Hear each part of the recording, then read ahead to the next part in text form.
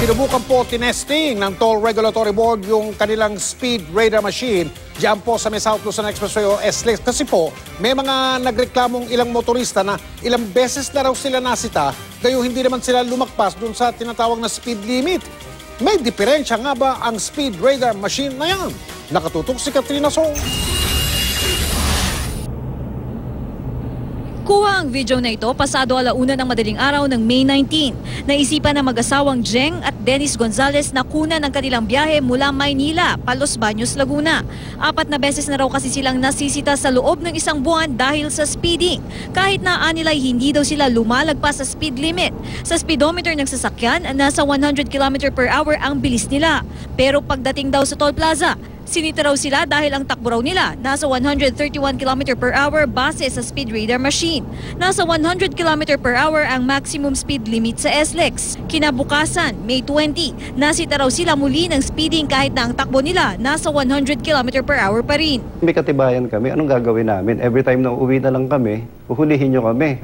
Marirevoke yung license ko niyan. Dahil sa insidente, ipinakita ng Toll Regulatory Board o TRB kung accurate ang reading ng speed radar machine sa SLEX.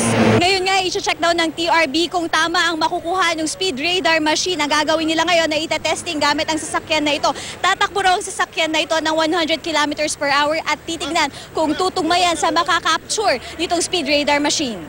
Matapos makuna ng larawan ng radar machine ng sasakyan, lumabas na nasa 96 km/h ang itinakbo nito.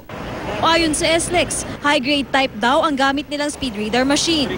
The accuracy of the speed limit of the motorists as they go along the carriageway is very, very accurate.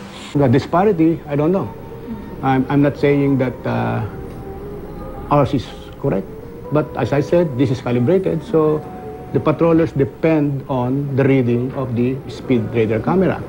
But as I've said, if there are discrepancies on this, like for example, the one that the guy who posted the video using his cruise control speed, now we have just to show our proof and LTO will adjudicate on the basis of the merits of his complaints. Handa naman daw ang mag-asawa na ipatest ang kanilang sasakyan. Katrina Son, nakatutok, 24 oras.